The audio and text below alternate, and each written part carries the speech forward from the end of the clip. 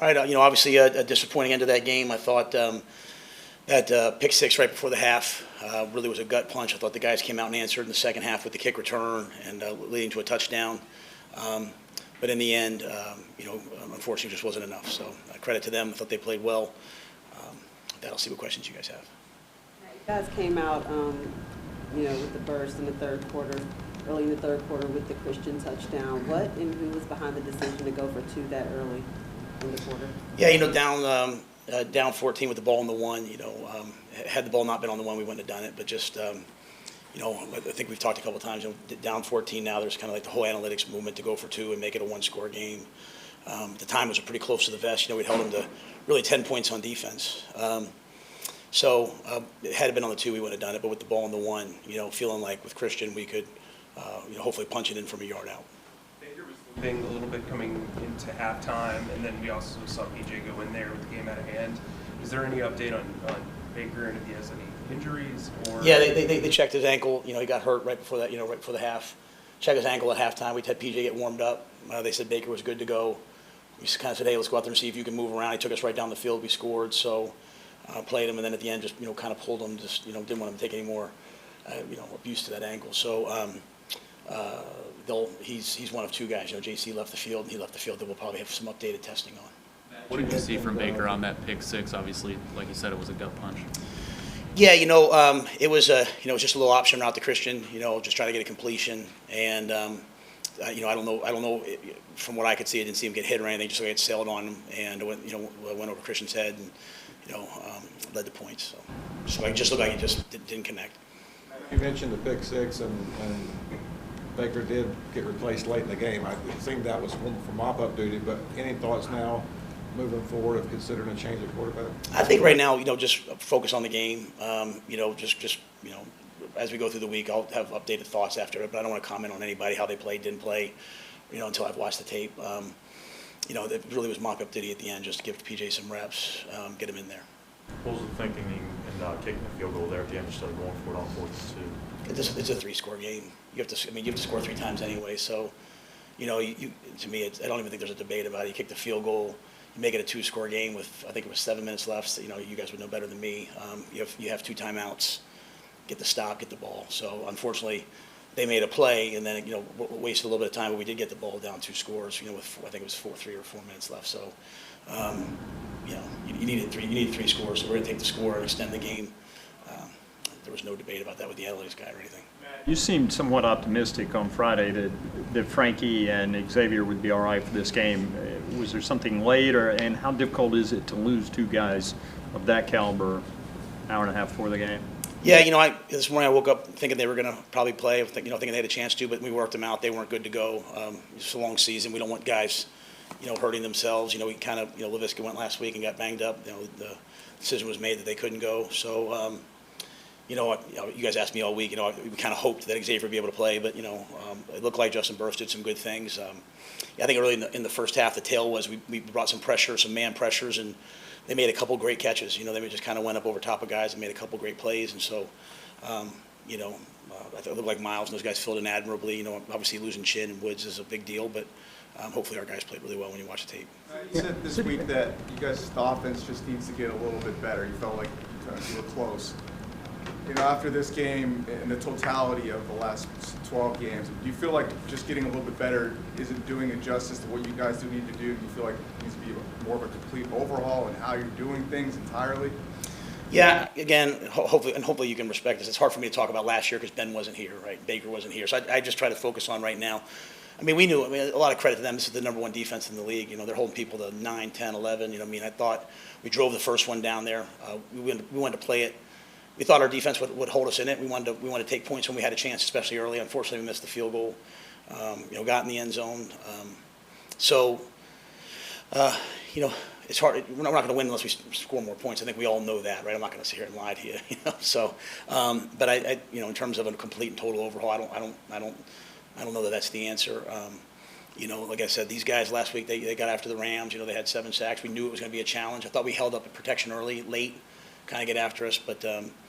I think everything is just about trying to improve each player. I think, this was a tough game for a couple guys up front, probably on the O-line. I think if a young guy like Icky can learn from it, I thought it was good to see Shy make a play down the field. So a couple of guys stepped up that we haven't necessarily seen make a ton of plays. So, it's hard for me to say much more other than until I watch the tape. And I respect the question. I completely understand the question, but it's hard for me to say much without watching it. Yeah, sitting at 1-4, especially with all the home games, what frustrates you the most? What's most disappointing to you right now? Just to talk about this game, I believe, I believe it had a chance to be closer than it was. I think, the pick six, and then I think our defense kind of hung in there. Just a couple plays late, in that third quarter. I thought, that 4th and 4, I thought was really, really a big deal. We knocked the ball down. Unfortunately, it's a penalty. If we win that 4th down, it's a whole different game to me. So, I just feel like we're better than we've shown. I know it's how I feel. But you are what your record says you are. We're 1-4, and it's not where any of us intended to be, and we've got to get that turned around. Matt, how much or how little do you notice the crowd and things like the disparity with fans and things of that nature from your vantage point?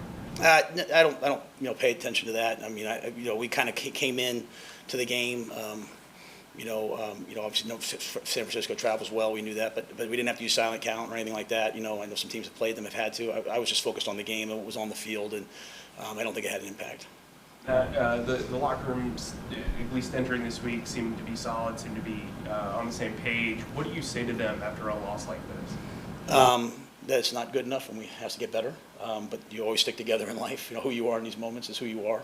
But there shouldn't be a happy-go-lucky locker room. It should be a hey, this has to change type of a deal, right? And I think I would never confuse like them kind of sticking together with them also wanting to improve and win. There's a lot of guys there that are proud and they want to win, and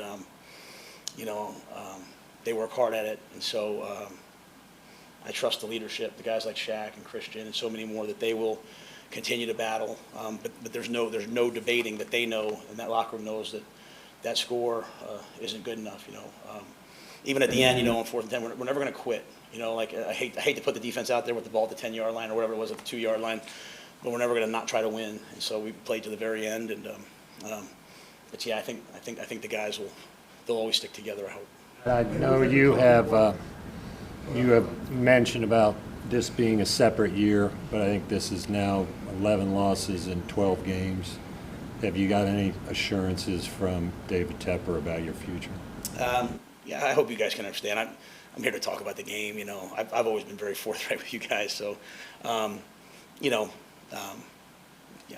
have nothing to say about that now.